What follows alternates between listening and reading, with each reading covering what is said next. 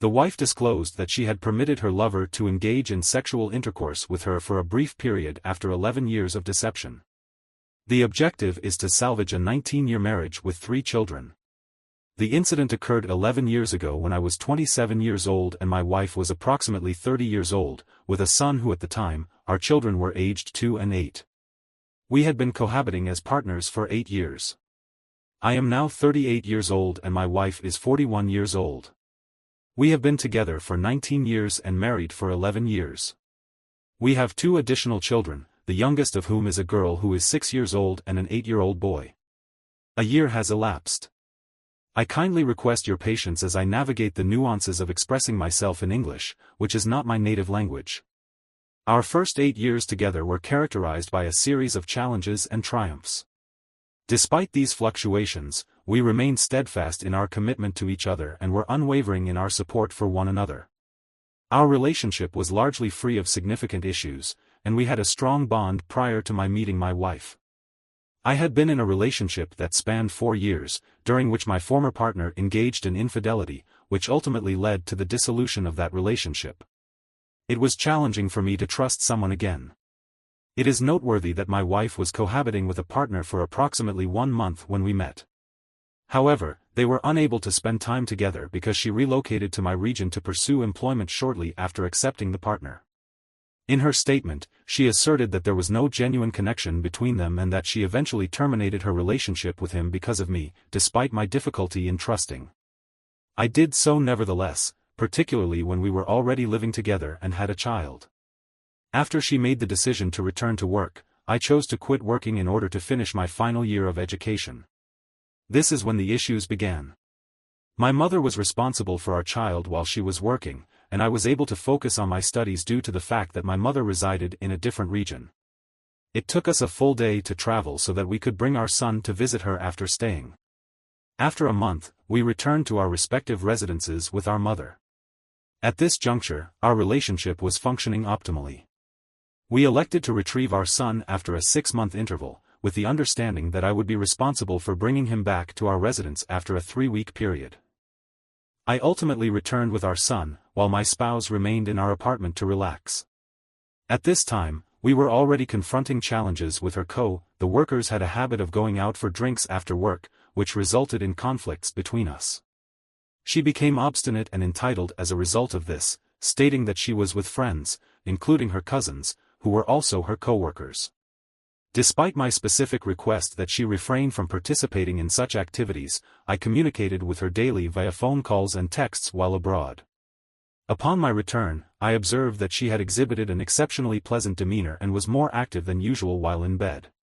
During the 3-week period of my absence, I was under the impression that she was missing me. After a month had passed, I became curious and accessed her phone, despite hearing notifications that she had received messages. I received a text message from someone at her place of employment, which she responded to by saying, "Stop texting me here. This is my live." In the event that a partner might read it, this caused my chest to feel heavy and it shook me, despite her hasty attempt to grab the phone. I was able to keep it out of her grasp when I inquired about the identity of the individual.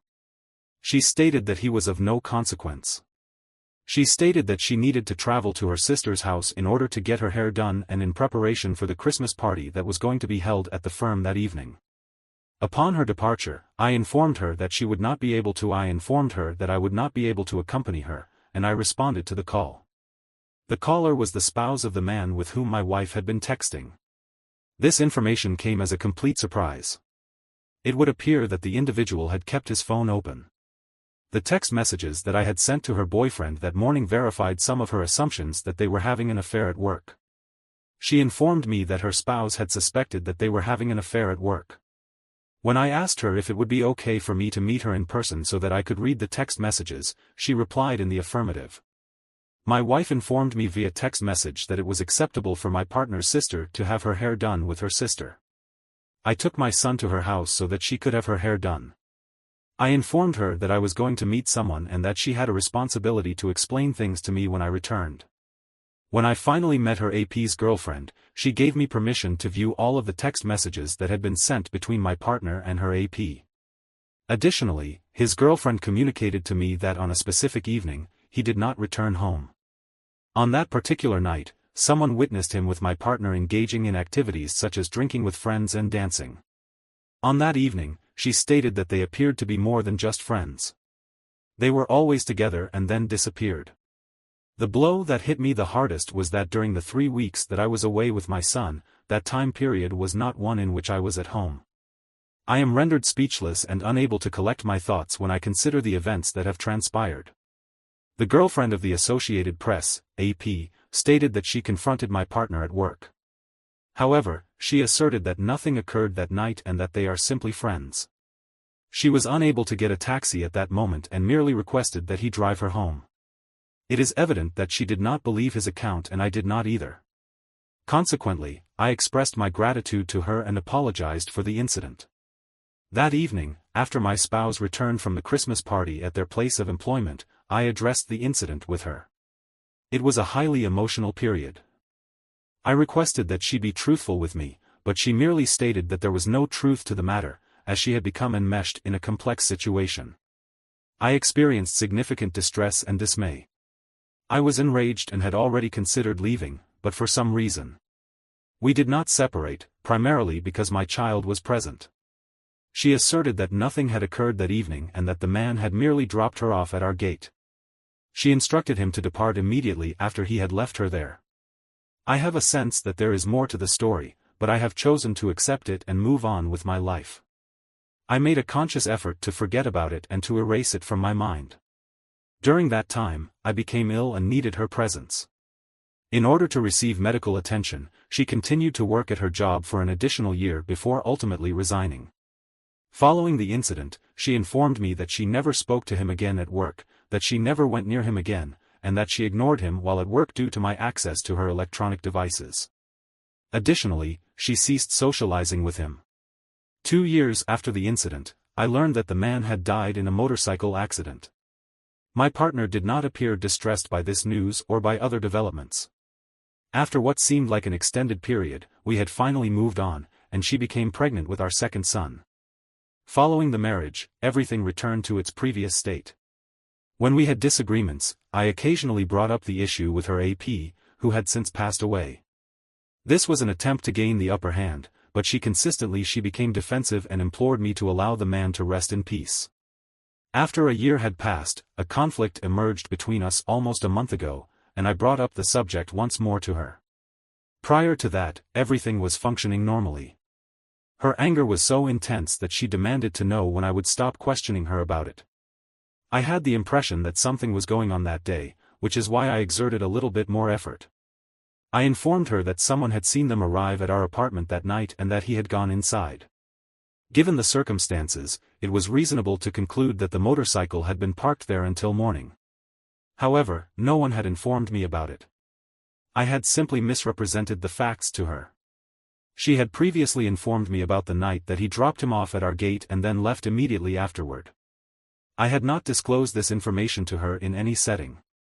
Upon observing that she was taken aback by this, I immediately inquired as to who the individual was who had informed me of this as well as the reason why she had only recently been aware of it. He was a new acquaintance and the woman was not acquainted with the man, yet she had allowed him into her residence. She had permitted him to consume only water, as he had requested. As I discerned the inconsistencies in her account, I realized that I had gained her trust. I inquired about the duration of her presence. She replied that she had only been there for a few minutes. Subsequently, I informed her that her account was untruthful. My friend corroborated that he remained at the residence until dawn, despite her current state of distress. I reiterated that the motorcycle was parked until dawn. I then inquired whether they had completed the task that evening. She responded in the negative, citing her intoxication as the reason. She admitted that they kissed and fondled each other while embracing, but that was all. When I inquired once more about whether or she informed me that he had attempted to request it but she had declined because, she said, she was not content with the fact that she was about to cry and tell me that nothing actually occurred. She was going to cry as we continued to go around in circles. She continued to deny that it was true. At this point, I had a thought. I explained to her, okay, I believe her now. Whatever she's telling me, nothing happened, and I will accept it. However, I told her, here I am at my weakest. In the presence of witnesses, one can maintain eye contact and affirm the veracity of their statements. I accept and believe these statements, yet if they are false, I am the most wretched of men. God is aware of my anguish and knows the extent of your deceit. If you retain even a modicum of respect and affection for your spouse, you will suffer as well from further falsehoods in his presence. I managed to suppress my emotions, and she gazed at me with averted eyes. I then stated that if there were any further issues that required confession, I would address them immediately. I reassured her that I would forgive her if she expressed remorse for her actions. I had made a secure arrangement with her, namely that I would forgive her if she were to admit everything openly and in person that night. After this, she became emotionally distraught and admitted their guilt. At last, he had succeeded in doing so. She informed me that the act took only 3 to 5 minutes. Upon regaining her senses, she kicked him to get him off and verbally abused him. Consequently, he did not complete the act. He inquired about what had transpired, but she continued to place blame on him. He requested her to at least let him complete the act, as he might experience pain if he did not. She refused to allow him to finish and asked him to leave. She recognized the gravity of her actions and informed him that her emotional state would be severely compromised if she discovered that he had not completed the act.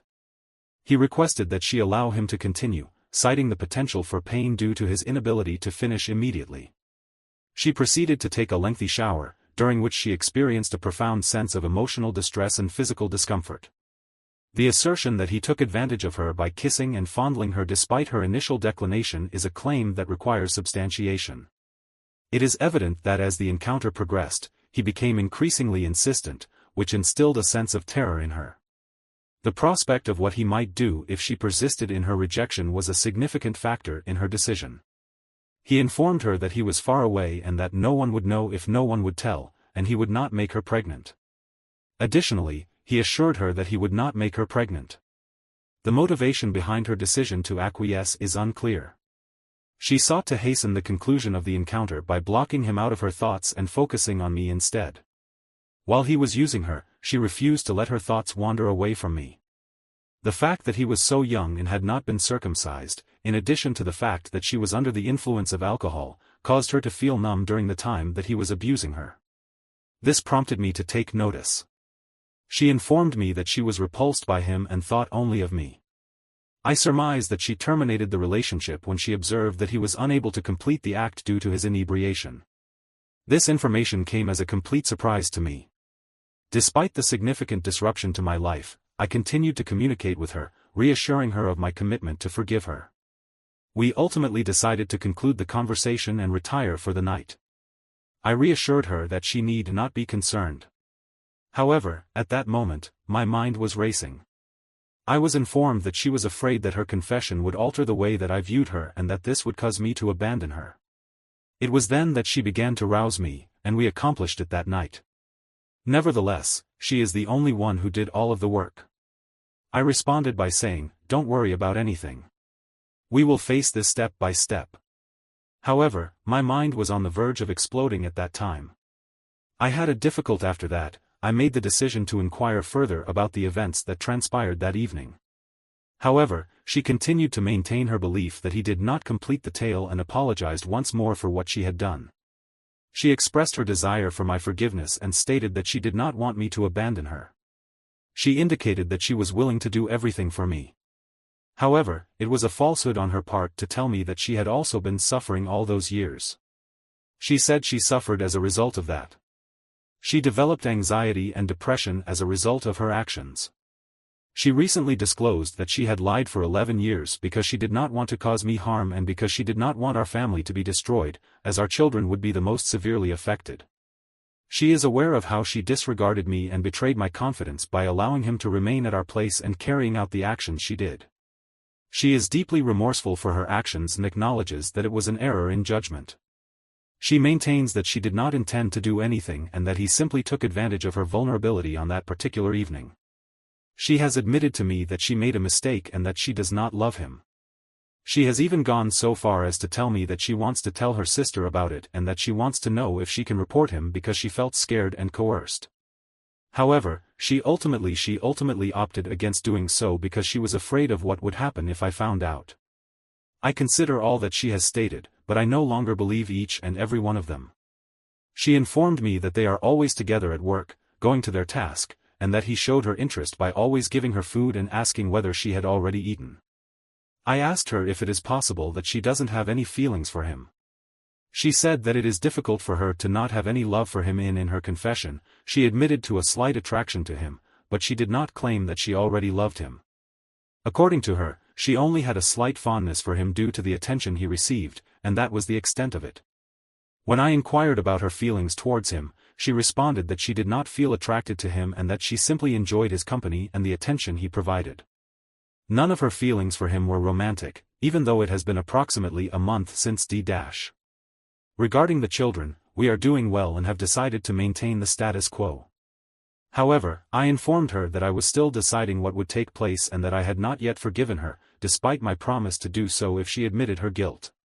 I believe that I would be able to forgive her, as I am only human, and I believe that forgiveness is a natural human response. I had assumed that forgiveness would be a simple process. However, I discovered that I was not yet in a position to forgive her. Before going to sleep, we participated in a sharing therapy session. This involved allowing each other the opportunity to talk and share our opinions without interrupting or commenting on what was being said. Throughout the entire session, the other person's responsibility was to simply listen. The next person then had the opportunity to share. Consider the information that your spouse shared the night before to be truthfully conveyed and to be the rule that must be followed at all times. I requested a timetable regarding them, and I simply listened to her. This is of great assistance. She recounted all that she could recall. In addition to the lunch dates, conversations, and topics discussed between the two, she revealed that he had requested her to leave me and be with him. Furthermore, I provided my thoughts and feelings regarding the material she presented, as well as my overall perception of it. Some information was uncovered through our communication that was not disclosed during the disclosure. D. The aforementioned day proved beneficial insofar as it facilitated the uncovering of certain details, which had previously remained obscured due to my preoccupation with the information she had disclosed. I am currently experiencing intermittent bouts of intense emotional distress, accompanied by feelings of anger. Conversely, I am grateful that the incident has brought to light the events that transpired on that particular evening. My imagination is no longer necessary, and I am already familiar with the specifics. During moments of intense pain, I ensured that she was aware of everything that was going on, and she was quite supportive. Over time, I am gradually coming to terms with her presence in my life. She complied with all of my demands and did whatever I suggested in order to improve our relationship. She consented to all of my criteria. Despite my anticipation that her pride and ego would get in the way, she severed the relationship. The only situation that she is unable to tolerate is the prospect of me forming an attachment to another woman. Despite experiencing fluctuations in mood, I am willing to remain in the relationship for an extended period. However, I continue to experience distress when I reflect on the incident. When I view films and observe postures comparable to those performed by my wife and her assistant on that evening, I experience a painful emotional response. Could there be a possibility of forgiveness? I am currently unable to determine whether she is deserving of a more extended opportunity. I am grateful to you all for your comments and thoughts, which I find very much appreciated. I would like to provide one more update. I would like to thank everyone for your comments and thoughts, which I find very much appreciated. Additionally, I would like to mention that there was a period of time when she gave me permission to whip her a total of 19 times, 8 times with a stick and 11 times that I used my hands. These incidents occurred 8 years prior to the cheating and 11 years after the cheating. The initial 8 years of her life were arguably the most challenging, as they were the years in which she made the decision to deceive. It is possible that this decision marked the beginning of a pattern of dishonesty that has persisted for over a decade. During this time, she has been unfaithful to me on numerous occasions. In examining the dynamics of infidelity, I came across a statement that suggested a potential approach for a betrayed partner to regain some sense of pride and strength of character.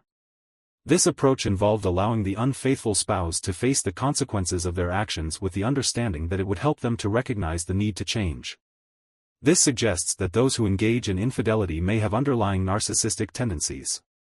Those who are narcissistic and have enormous egos are not able to be submissive and humiliated, as they always want to be in control. This is something that everyone is aware of. I simply informed her about it and she said that she was in complete agreement with me.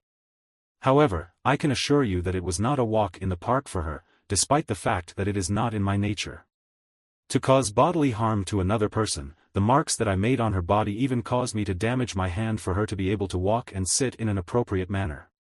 It required several days for her to recover. The fact that she persevered to the very end is a testament to her resilience, despite the fact that she is free to quit at any point.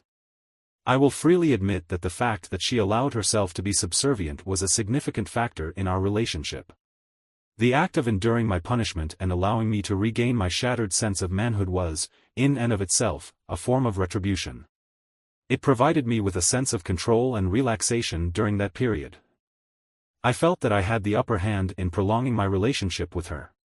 The reason for this is that I sensed her regret. Over the course of 11 years, she engaged in deceitful behavior, which negatively impacted my role as a father and husband. Despite my capacity for forgiveness, I was unable to overlook her actions. I informed her that her actions were unacceptable and could not be forgiven. I advised her to accept responsibility for her actions at an early stage. During this period, I experienced intense anger due to my volatile temperament. My children also became detached and distant. In addition to enduring hardships, I also attempted to cheat on my wife.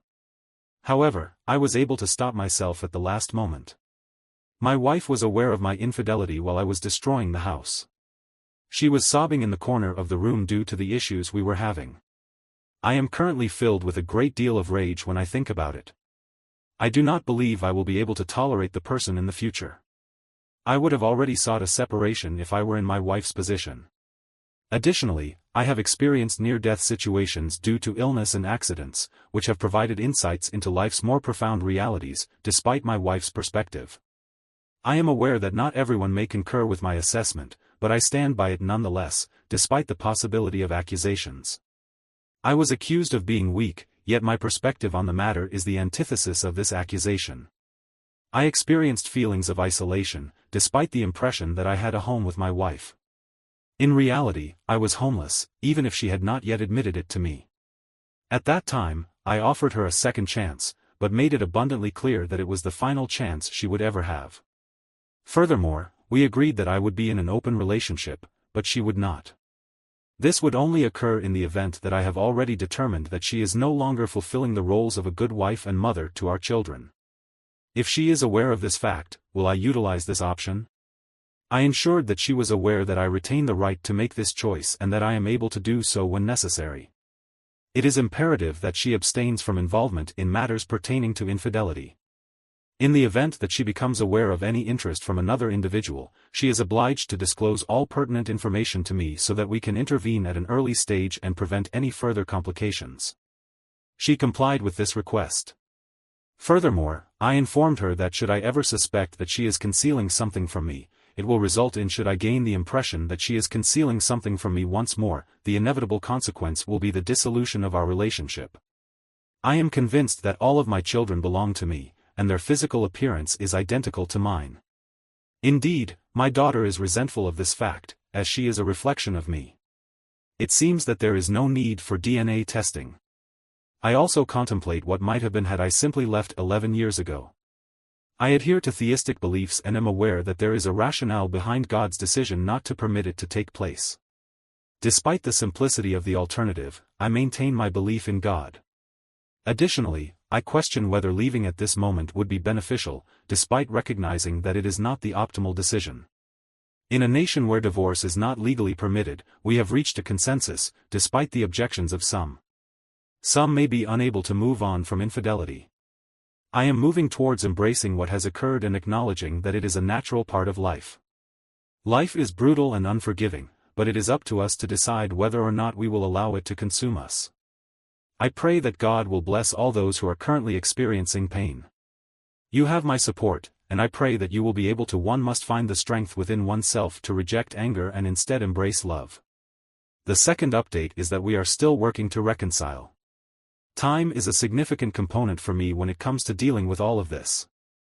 I came to the conclusion that I would remain and give it another shot, but with some modifications to the way we were set up. Another relationship is permitted, and I may utilize this password at my discretion, particularly if I perceive that she is not genuinely committed to reconciliation.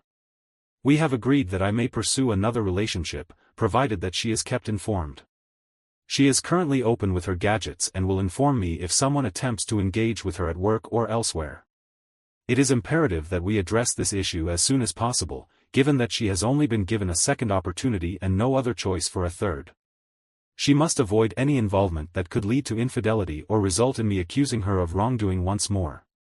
I can confirm that she is genuinely remorseful and regrets her actions. Despite the ongoing challenges, she consistently demonstrates a willingness to assist in the reconciliation process. She endeavors to provide support, even as we continue to navigate our lives with our children. I find myself still experiencing moments of intense laughter when I reflect on our situation. While it is not as challenging as it was in the immediate aftermath of the incident, it is clear that there are still significant hurdles to overcome. On the day in question, I made a point of communicating my feelings to her and informing her of the breach of my trust in her, in order to facilitate our collective coping mechanisms. I requested her assistance with certain tasks, and she expressed no objections, with the exception of one item. This matter is not known to any other individual from her family or mine. We are the only ones aware of the difficulties we are facing as a result of my familiarity with her. I have concluded that her primary motivation for cheating on me is her selfish nature. To test her, I intend to force her to do what I believe she fears the most. As a self-centered individual, she places a high value on her reputation among our mutual friends and family members. She is reluctant to allow her reputation to be tarnished or compromised in any way, particularly as a result of my actions. I have requested that she confess her infidelity to both of our parents. We will ask them to keep all of this information will remain between us and will not be disclosed to anyone else in either of our families. Furthermore, we will seek guidance from our families on how to reconcile our differences, rather than allowing her to confess to other members of our family and friends. I made the decision to only allow her to confess to our parents when I informed her about this test.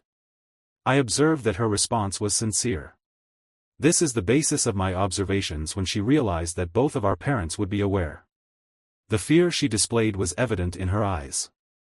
The most challenging request she made was for me to administer another test. However, I believe it is essential for me to ascertain whether she is genuinely committed to this course of action.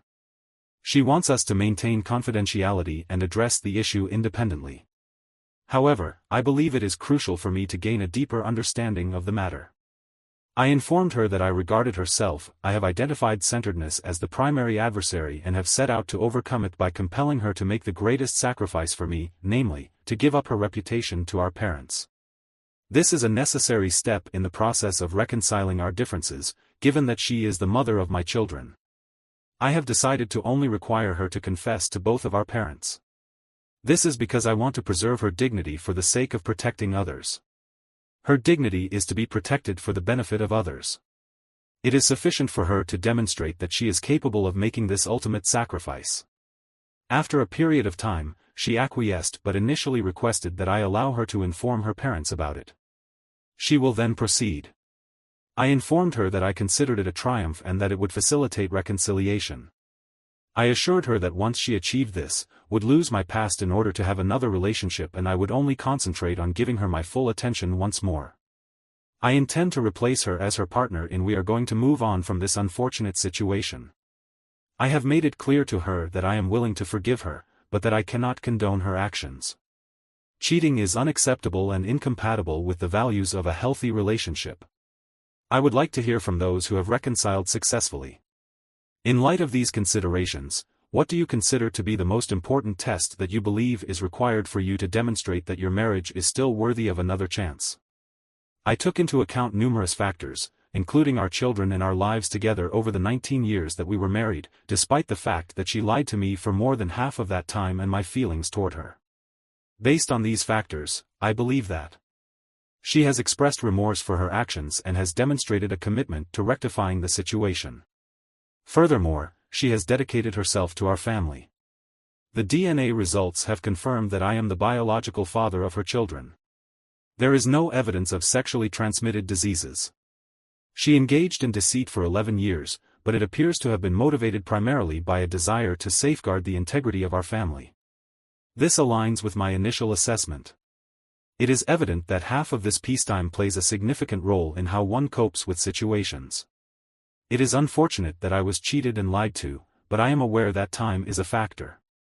It is my opinion that failures are an inevitable aspect of life. Additionally, I believe that starting over is not always the optimal solution. I am fully committed to this process. To all couples who have been betrayed, especially male spouses like myself, it is acceptable to grieve.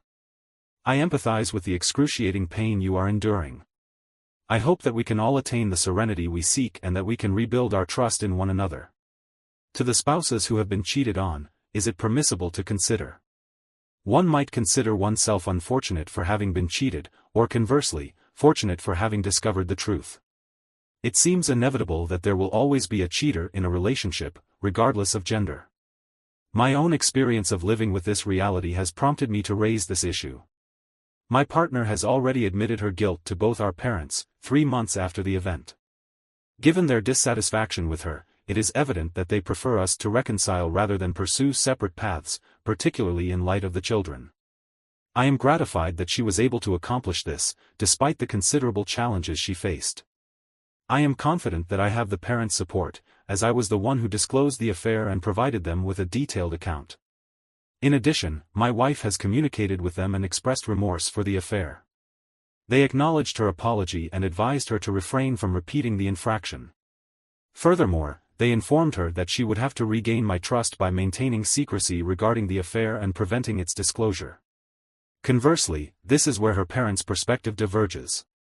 They perceive the situation as a significant challenge. It is unfortunate to learn of such a distressing situation. Infidelity can be a challenging aspect to navigate, and the emotions involved are often complex. It is encouraging to observe that your wife has taken steps to enhance transparency and has expressed remorse for her actions. It is not uncommon to experience a range of emotions during this process. These emotions may include skepticism and hurt, as the process of re-establishing trust is a gradual one. For the healing process to be successful, it is essential for both partners to demonstrate patience and dedication. The following suggestions may be helpful. 1. In communication, it is important to maintain consistent and open channels of communication. During this process, it is beneficial to talk to your wife about your emotions, concerns, and uncertainties. It is essential to communicate in an honest and respectful manner. In seeking professional treatment, it may be beneficial to consult with a marriage counselor or therapist. A professional can provide guidance and facilitate impartial and helpful conversations. Individual counseling may be beneficial for both you and your wife. It is recommended that couples seek counseling on an individual basis to process their own feelings and gain insights into the underlying causes of the affair. Establishing clear boundaries and expectations for the future is an essential step in the process of rebuilding trust. In order to set appropriate boundaries, it is important to discuss and agree on the modifications that need to be implemented to prevent similar problems from occurring in the future. It is essential to be patient and understand that rebuilding trust takes time. It is important to recognize that rebuilding trust will take time as you progress. It is natural to encounter obstacles and uncertainties along the way. It is essential to maintain a patient attitude towards both yourself and your wife as you navigate this challenging journey, taking into account the impact on your children. It is understandable that you are concerned about the effect this will have on your children. It is crucial to ensure their well-being is a top priority. The well-being of the children is of paramount importance. It is essential to consider ways to mitigate the potential impact of separation on them. The decision to pursue further reconciliation attempts or to opt for an alternative course of action is a personal one that requires careful reflection to ascertain whether progress is being made. It may be beneficial to regularly assess one's feelings. It is crucial to remember that, during this challenging period, seeking support from friends, family, or a support group can be beneficial.